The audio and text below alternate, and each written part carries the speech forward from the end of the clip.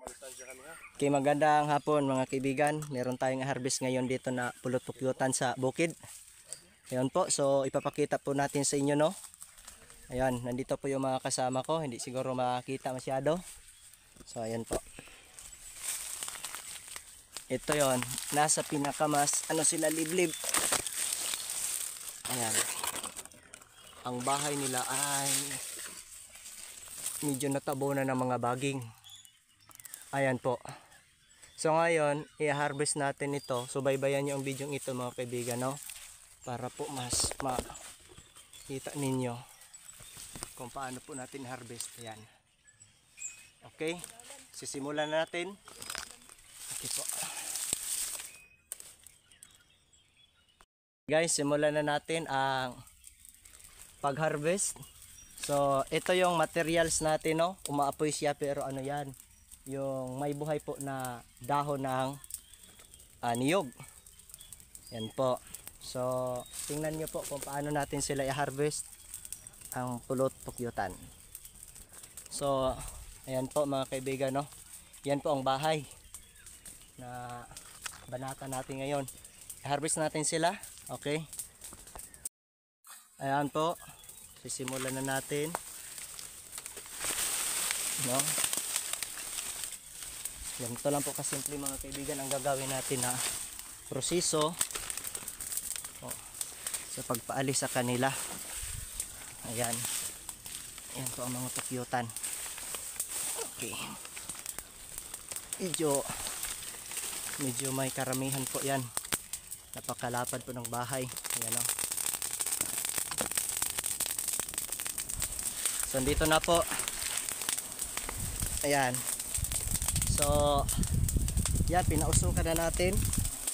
So kita po ninyo sa video kung paano natin sila papalisin dito. Ayan. Ayan po. So lumaki po apoy. Ayan. So mapapaalis na natin sila, no? Ayan. Simple lang po ang ginawa natin sa paraan sa pagpaalis sa kanila. Ayan po.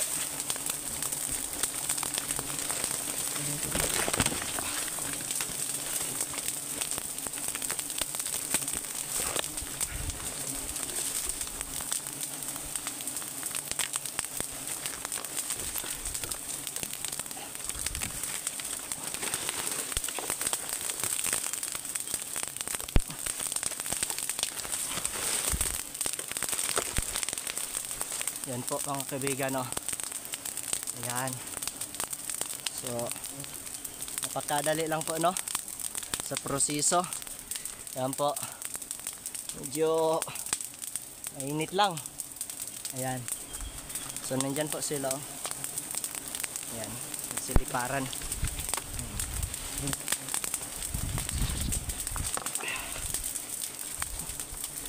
Yun.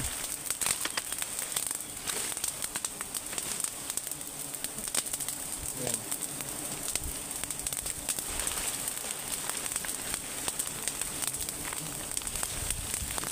Basta-basta.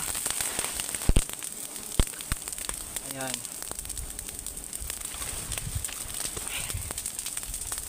Ayan o, bilan.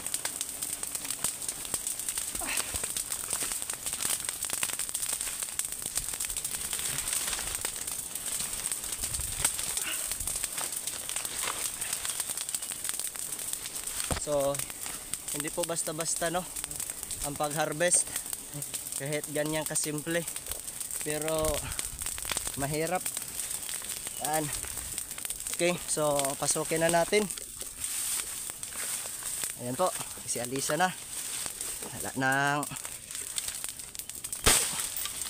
ubos na po sila. Ayan.